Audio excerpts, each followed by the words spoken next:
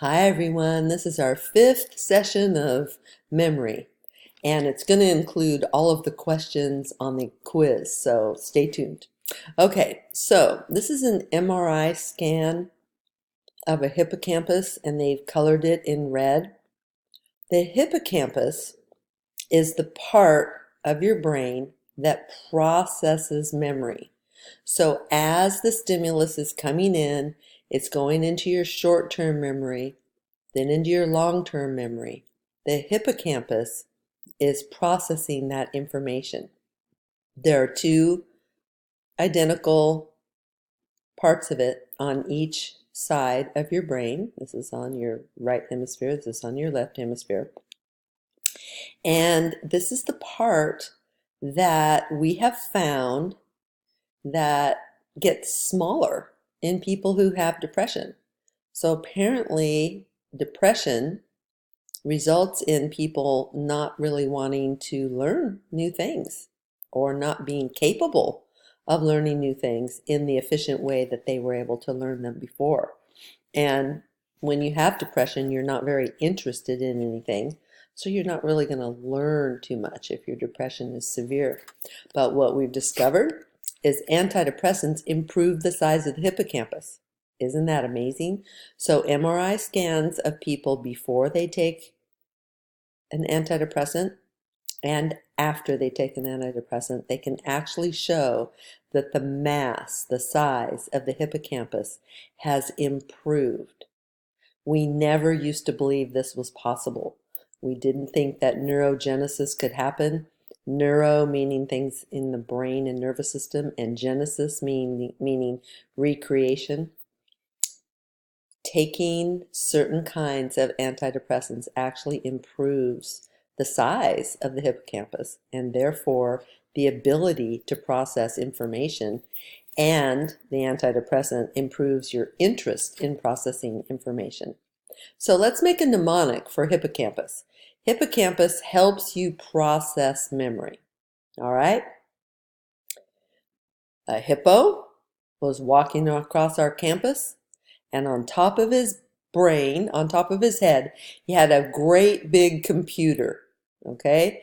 The part that processes memory is a hippo on our campus with a great big computer or storage thing on his head.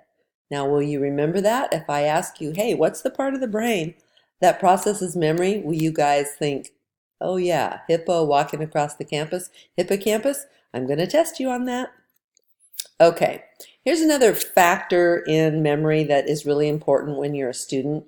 We remember things at the beginning of a body of information and at the end of a body of information, and we have the lowest recall of things in the middle.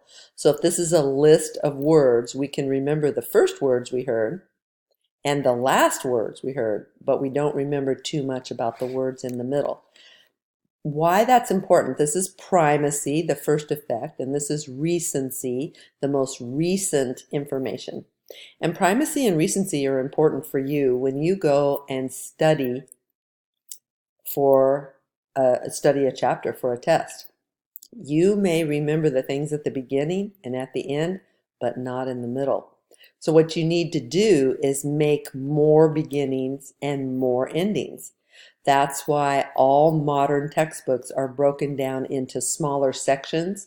So you begin the section, you end the section, and you remember more due to primacy and recency, and there's less in the middle for you to forget.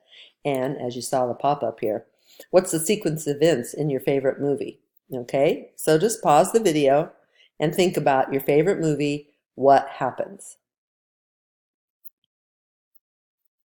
Okay, so you can probably tell people, here's what happens at the beginning, here's how it turns out, but all the stuff in the middle isn't super relevant and it's not on your mind. So when you study, make more beginnings and endings. Don't study the whole chapter at one time. Study just a couple sections of the chapter, then pause and reflect on what you learned, test yourself on what you learned, and then move to the next section. Okay, we want to maximize your encoding, right? using images, sounds, touch, and movement. That's what really maximizes your encoding. So you use all these sensory modalities when you retain information combined with meaning, and you'll remember it more. People that are studying for the graduate record exam or for their exams for their master's degree sometimes go into a room that's vacant and write things really big up on the board. So they're using their proprioceptive senses as they write really large on the board. Or they will imagine a movement or perform a movement that actually goes with some content they're supposed to learn. Now, you look pretty silly at home doing this unless you explain to whoever you live with that you're going to be doing that. Also, saying things out loud so that you're hearing what you're learning is really important. So mnemonics are memory aids, and they're really powerful if they use vivid imagery and organizational devices.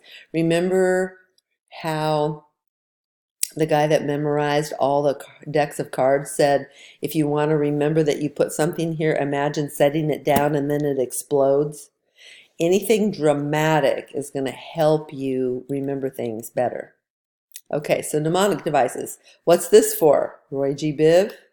Some of you know it's for the order of the colors on the spectrum: red, orange, yellow, green, blue, indigo, violet. It's hard to remember those just by themselves, but if you remember Roy G. Biv, you've got it. This is a way to help remember all the different levels of species. So King Philip came over for Gene's special is kingdom, phylum, class, order, genus, species. Oh, there we go. Newton, gravity. I remember Newton came up with the concept of gravity. Imagine figs like fig Newtons falling from the trees. Most of you know Newton gravity, so you don't need to do that, but it's just a good example. There was a guy named Hooke, and he did original cell research, and I'm remembering this from my freshman year here in my Biology 101 class. And I remembered that Hooke cells did cell research because I pictured sickle cells, and those are hook-shaped. By the way, that's in 1974. Hard for you guys to believe, you weren't born then. Then there's another guy that was named Ray, and he did original plant research. So I memorized plants need sun rays. So I had memorized all these people, Leeuwenhoek microscope, and all these things, and I got them all right on my exam. And the instructor called me into his office and accused me of cheating. And I was all nervous. I was just a freshman. I said, okay, well, so here's how I did it. And I told him all my mnemonic devices. And he goes, yeah, I'm going to be watching you. That was awkward. All right, memorize these letters.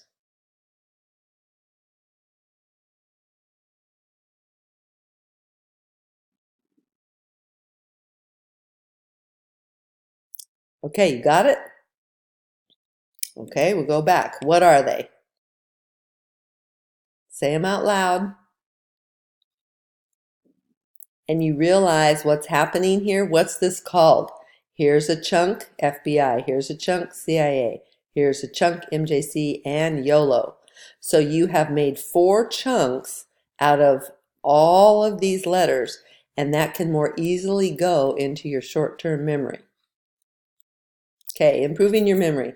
Of course, study repeatedly to boost your recall. Spend more time rehearsing or actively thinking about the material. Make the material personally meaningful. Like in chemistry, I was just lost. It didn't mean anything to me. It was a lot of memorization. I couldn't picture ever needing it. But now I have a hot tub, and it's all about the chemistry. And if I had figured out a way to apply what I was learning in chemistry to actual examples in my life, it probably wouldn't have been such torture.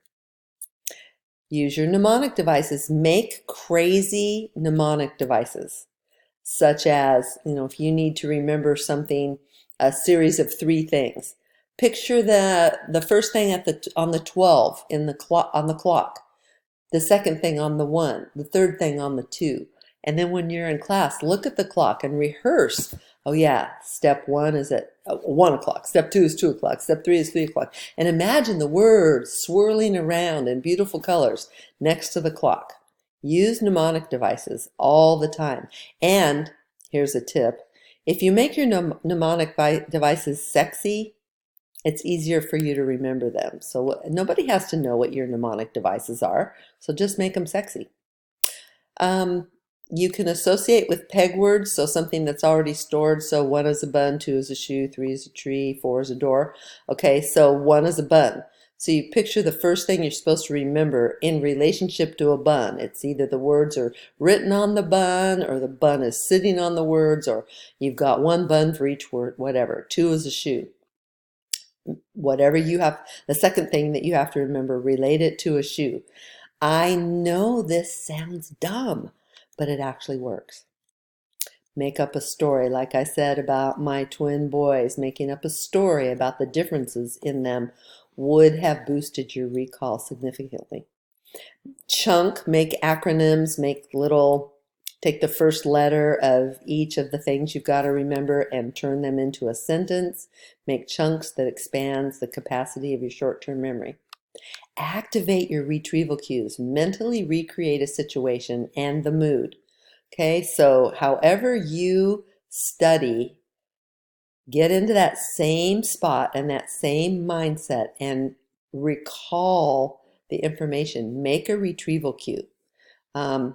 I had, for my marriage and family therapy license, I had to memorize the stages of grieving. And I memorized DABDA, denial, anger, bargaining, depression, acceptance. So DABDA. And I remember that. That was a really long time ago too, you guys. It's just really important. And then I would say, what's DABDA supposed to remind me of? And I passed that thing on the first time I took it. Recall events while they're fresh before you encounter misinformation. Okay, it's a good plan to study right after class if you can, rather than say, no, I'll study that on Friday when I learned it on Tuesday. Repeating and rehearsing while the information is fresh prevents you from having faulty acquisition. Okay, minimize interference. None of you want to hear this, so just close your ears while I say the cell phone is not helping you learn your information. Neither is Netflix, and neither is your favorite music, but you guys don't want to hear that, so oh well. As I've said before, test your knowledge. See if you really know it, and be willing to go back and study it if you don't. Rehearse. Determine what you do not yet know.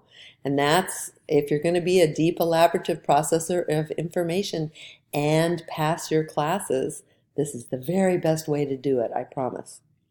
Okay, here is the actual question that I'm going to ask you on the debate. On the yes side, the author has found that religiously committed women enjoy a more fulfilling sex life. This is because, is it because a religious commitment makes you more sexually active, or because they are happier in their marriages? Might want to pause and write this down. The second question is on the no side, and it's important when I tell you it's on the no side. That helps you kick in some logic. The author disagrees with the author of the yes side because A, the test subjects, who are now called participants to be politically correct, and test creators were biased and highly subjective. Or is it B, his own studies have shown that conservative and religious people don't make false claims about their happiness? Pause and write that down. Okay, well, it looks like I'm going to need a 5th session to be able to tell you all the memory quiz items, so wait for it.